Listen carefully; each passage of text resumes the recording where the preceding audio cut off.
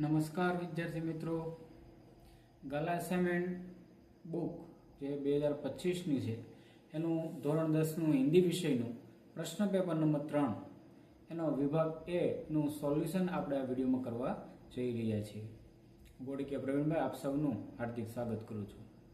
વિદ્યાર્થી મિત્રો, આપણે અલગ અલગ ફોન્ટ સાથે, કલર ફોન્ટ સાથે તમારી સમક્ષ હિન્દી વિષયનું આ સરસ મજાનું સોલ્યુશન છે લઈને આવ્યા છીએ, જે તમને ખરેખર પરીક્ષા માટે આ પેપર છે ખૂબ ઉપયોગી સાબિત થવાનું છે.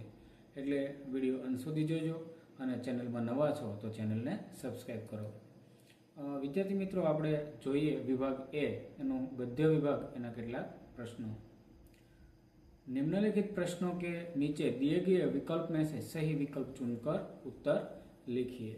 तो इसमें पहला है, किसके बढ़ने पर जीवन भक्ति बढ़ती है, भक्ति कम हो जाती है? तो इसका उत्तर है द्रव्य भक्ति. दूसरा प्रश्न है, एल्बम भेजने पर कितने रुपये मिले? तो इसका उत्तर है 500 रुपये. तीसरा प्रश्न है, गांव में राशन वितरण का काम कौन करता है? तो उसका उत्तर है सहकारी मंडली. उसके बाद की सूचना है, सही विकल्प चुनकर रिक्त स्थानों की पूर्ति कीजिए. चोरी पाठ के लेखक कौन है? तो इसका उत्तर है यशपाल जैन. पांचवा है, बिस्मिल वस्तु का स्वीकार नहीं करते थे. वो उसका उत्तर है धर्म विरुद्ध. विद्युत ऊर्जा को ऊर्जा में परिवर्तित किया जा सकता है. तो इसका उत्तर है यांत्रिक ऊर्जा. उसके बाद की सूचना है, निम्नलिखित वाक्य में से सही वाक्यांश चुनकर वाक्य पूरा फिर से लिखिए. सातवां है, लेखक सबसे बड़ा काम, इसका उत्तर है ब, यानी कि जीवन जीने का मानते.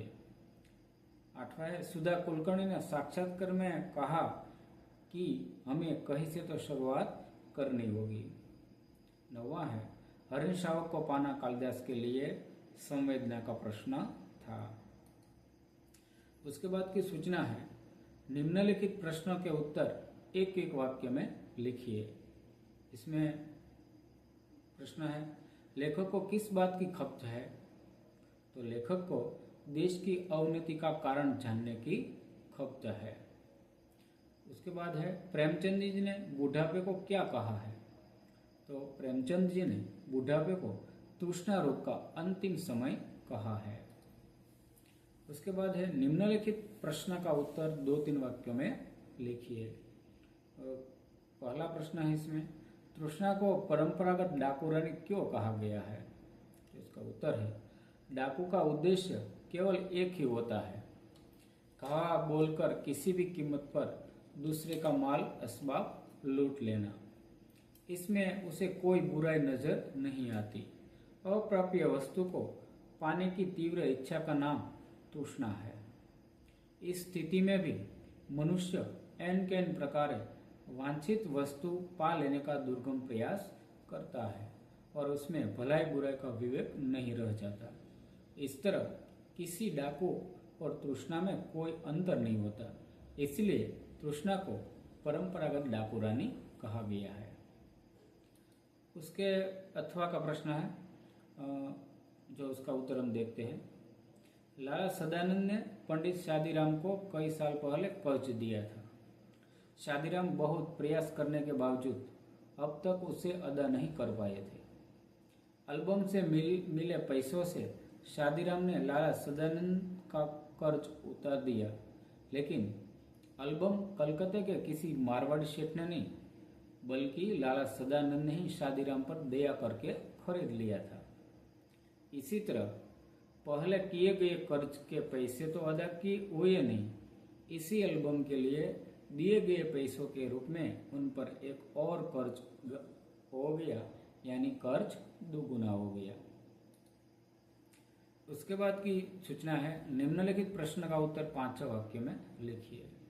13वां प्रश्न है, रचना एकांकी के द्वारा रघुवीर चौधरी क्या सीख देते हैं? विस्तार से लिखिए. इसका आंसर देखते हैं. आजकल विरोध करने के नाम पर लोगों में तोड़फोड़ करने और संपत्ति का नुकसान करने की प्रवृत्ति बढ़ती जा रही है, जो गलत है. तोड़फोड़ से हम अपना और राष्ट्र का ही नुकसान करते हैं. इस प्रवृत्ति पर रोक लगाने की आवश्यकता है। हमें कोई भी आंदोलन शांतिपूर्ण ढंग से चलाना चाहिए और उसके परिणाम की प्रतीक्षा करनी चाहिए। इस एकांकी से यही हमें संदेश मिलता है। इस प्रश्न का अथवा का प्रश्न है, आप दो में से जो भी एक लिख सकते हैं। बिंदु के प्रति सहानुभूति जगने पर मालती ने क्या किया? तो इसका उत्तर है, दोपहर बीती और शाम होने को आई पर बिंदु अब तक नहीं लौटा। यह सोचकर मालती को चिंता होने लगी। बेचारा भूखा प्यासा जाने कहाँ भटक रहा होगा। उसके मन में बिंदु के प्रति सहानुभूति जग गई। उसने कमरे से बाहर आकर देखा तो बगीचे में चक्कर लगाया, कहीं पेड़ के नीचे पड़ा सो न रहा हो। फिर भी वह अपने आप को कोसने लगी कि उसने छोटी सी बात को इतना तुला दिया। तभी उसे कुंदन से पता चला कि बिंदु नदी वाली कोठरी के में पड़ा है।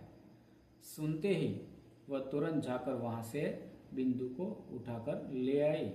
वह उसे चौके में ले गई और स्वयं परोसकर उसे भरपेट खाने को खिलाया। तो इस तरह उसने व्यवहार किया।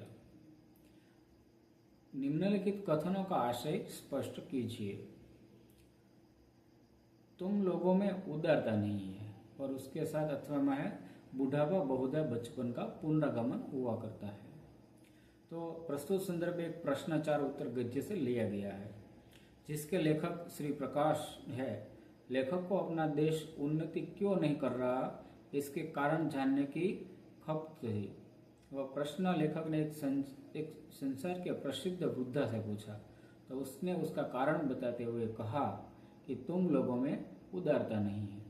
यहाँ उदारता शब्द का आशय किसी को आगे बढ़ने देने, किसी को अपनी योग्यता दिखाने का मौका देने के और विकास का मार्ग अवरुद्ध न करने, अपने विशिष्ट विद्या अपने जीते जी दूसरों को दे जाने तथा जरूरतमंद को काम सिखाने आदि के बारे में उदार दृष्टिकोण रखने से है। हमारे देश के लोगों में यह उदारता नहीं होती। वे दूसरों को आगे बढ़ने नहीं देते, स्वयं ही आगे रहना चाहते हैं। गुणी नवयुवक को अपनी योग्यता दिखाने का अवसर नहीं देते। वे अपनी विद्या भी किसी को नहीं सिखाते और यह अपने साथ ही खत्म हो जाती है। इससे देश और समाज को बड़ा नुकसान होता है और लोगों को उपयुक्त अवसर पाने से वंचित रह जाना पड़ता है। इस तरह इसका आशय बनता है। और अथवा की है, वो कहते हैं कि बुढ़ापा बचपन का ही एक रूप है। वृद्धावस्था में मनुष्य की हरकतें बच्चों जैसी होती है। वृद्धावस्था में मनुष्य के अंग प्रत्यंग कमजोर हो जाते हैं और उन्हें बच्चों की तरह दूसरों का सहारा लेना पड़ता है। दिमाग कमजोर हो जाता है और याददाश्त बच्चों की तरह हो जाती है। दांत गिर जाते हैं और मनुष्य का मुंह बच्चों की तरह पोपला हो जाता है। बच्चों की तरह वृद्धों को मान अपमान की परवाह नहीं होती। जैसे बच्चों की बातों पर ध्यान नहीं दिया जाता, उसी प्रकार वृद्धों की बात पर भी ध्यान नहीं दिया जाता। इनकी इच्छा अनिच्छा का भी कोई महत्व नहीं होता। वृद्धावस्था और बचपन की अधिकांश बातों में समानता होती है। इसलिए कहा जाता है कि बुढ़ापा बहुधा बचपन का पुनरागमन होता है। तो इस तरह हमने इस ए विभाग के जो गला असाइनमेंट का प्रश्न पेपर 3 था, इसका सॉल्यूशन करने का प्रयत्न किया है। आपको जो इस वीडियो को अच्छा लगे तो इसको चैनल को सब्सक्राइब कीजिए और ऐसे ही वीडियो देखने के लिए मेरे साथ जुड़े रहिए।